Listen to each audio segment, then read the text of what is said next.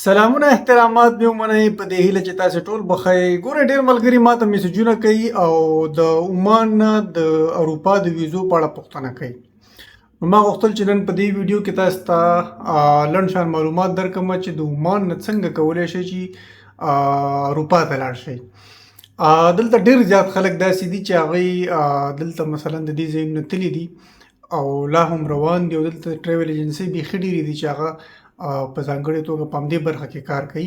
ما د هندیانو پاکستانیانو ډېرې ویډیوګانې هم په دې وکتلې او ډېر کسان مې داسې هم کتل چې هغوی تللي دي له عمان نه د اروپا مختلفو هیوادونو ته، مثلا نیدرلینډ ته، جرمني ته، بلجیم ته، ایټالیې ته، فرانسې ته او داسې نورو ته. نو دلته نه رښتیا هم کوم خلک چې دغه پوښتنې کوي هغوی کولی شي چې د عمان نه اروپا ته لاړ شي، خو دا یو لاره لري، یو طریقه لري، یو قانون لري. داسې نه ده چې دلته ټریول ایجنسۍ والا یا بل داسې څوک چې تاسو ته ووایي چې بس ما سره په جیب کې ویزې پرتې دي او راځه زه به دې ورسوم. ټول نه لویه وجه دا ده چې دلته ویزې په اسانۍ ولې راوځي. داسې نه ده چې بیخي په اسانۍ راوځي، مطلب د نورو هیوادونو په پرتله دلته په عمان کې یا په نورو خلیجي هیوادونو کې ولې ویزې په اسانۍ باندې خلک کولی شي ترلاسه کولی شي. ګوره دوه ډېرې لویې وجې دي. یو وجه دا ده چې د خلیجي هیوادونو ډېر خلک چې دی هغه ډېرو هیوادونو ته بغیر له ویزې هم سفر کولی شي، نو په دې خاطر باندې په سفارتونو باندې دومره بیروبار نه وي.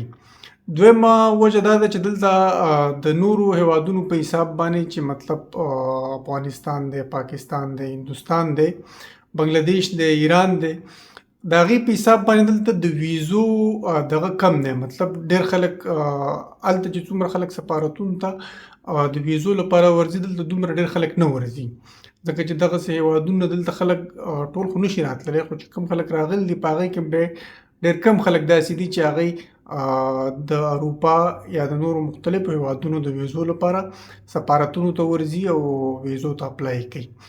نو دلته چې دی په سفارتونو باندې بیروبار کم دی، نو په دې خاطر باندې د ویزې د راتګ چانس هم ډېر دی. خو د هغې لپاره دا لازمي ده چې تاسې د ویزې چې کوم شرایط دي، کوم اصول دي، کوم ډاکومنټس، کوم اسناد غواړي، هغه ټول تاسې ورته برابر کړئ، چمتو یې کړئ. تر ټولو مهمه خبره خو دا ده چې هرې ویزې ته چې تاسې په عمان، زه به په مشخصه توګه د عمان خبره وکړم، هرې ویزې ته چې د هر د اروپایي هیواد ویزې ته چې تاسې اپلای کول غواړئ، نو هغې دپاره د 6 میاشتو د بینک سټیټمنټ ډېر زیات ضرور دی. 6 میاشتې بینک سټیټمنټ به تاسې ښکاره کوئ. نو دې دپاره لازمي شرط دا دی چې تاسې په عمان کې 6 میاشتې وخت تیر کړئ، بینک اکاونټ جوړ کړئ، خپل بینک سټیټمنټ جوړ کړئ. که د یو بل اکاونټ نه ستاسې د بینک اکاونټ ته هره میاشت د وظیفې په حساب سره معاش راځي، نو هغه بیا ډېره غوره خبره ده چې ستاسې بینک اکاونټ ته هره میاشت معاش راځي او هغې نه تاسې بیا مصرف کوئ او یو څه پکې پاتې کېږي. چې کله تاسې کوم اروپایي هیواد ویزې ته اپلای کوئ او بینک سټیټمنټ مو شاوخوا یو 2000 یا 2500 یا 3000 ریالو پورې وي، نو د هغې معنا دا ده چې بیا ستاسې د ویزې د لګېدو چانسونه ډېر دي. همداراز ریزیډنټ کارت دی، هغه ضرور دی چې تاسې دلته ریزیډنټ یې، که انویسټر ویزه لرئ او که د جاب یا وظیفې ویزه لرئ، لیبر ویزه، یو ځای کې کار کوئ، نو د هغې دپاره به تاسو ته NOC پکار وي، کور لیټر درته پکار وي چې ولې تاسې غواړئ د دغه اروپایي هیواد ویزه ترلاسه کړئ او دغلته لاړ شئ.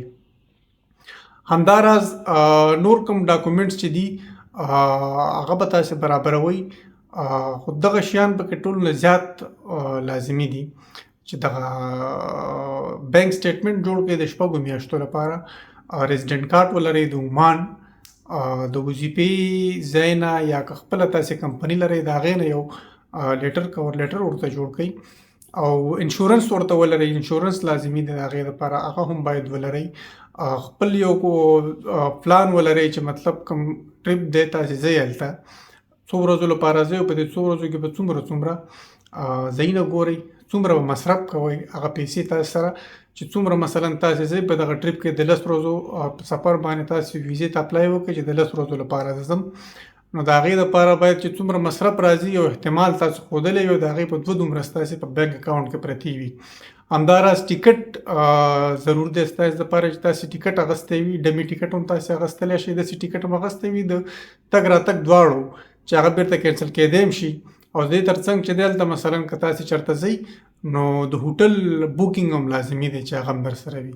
دغه ځینې نور اسناد دي چې مثلا تاسې ورته برابر کړئ او په طریقه باندې دلته د ویزې اپاینټمنټ واخلئ. لکه مخکې چې ما کوم هېوادونه یاد کړه د دغې په حساب سره دلته اپاینټمنټ ډېر زر راځي. هلته ما داسې اورېدلي دي چې د ځینو هېوادونو کې په 2 کاله کې 2.5 کاله وروسته ستا اپاینټمنټ وي، خو دلته ډېر زر راځي. نو دغه اسناد چې ټول برابر کړئ، اپاینټمنټ واخلئ، ویزې ته اپلای وکړئ. د ویزې فیس دومره نه دی چې تاسې دې ونه شئ کولی. نو کولی شئ تاسې دلته د هر اروپایي هېواد ویزې ته اپلای وکړئ، هغه اسناد ورته برابر کړئ. تر ټولو مهم شی چې کوم دی بینک سټیټمنټ دی، ریزیډنټ کارت دی، هغه برابر کړئ. نو زیات د ویزو د راتګ ریشو دلته بیخي زیاته ده، یعنې احتمال ډېر زیات دی چې ویزې تاسې ترلاسه کړئ. ځکه دلته ما تاسو ته وویل چې د خلیجي هېوادونو ډېر خلک چې دی هغه د ډېرو هېوادونو ته بغیر له ویزې هم سفر کولی شي. نو نور خلک چې دلته کوم ریزیډنټس دي یا بهرنیان دلته اوسیږي او ریزیډنټ کارت لري، نو د هغوی دپاره دا چانسونه بیخي ډېر دي چې مثلا دلته نه د اروپایي هېوادونو ویزو ته اپلای وکړي.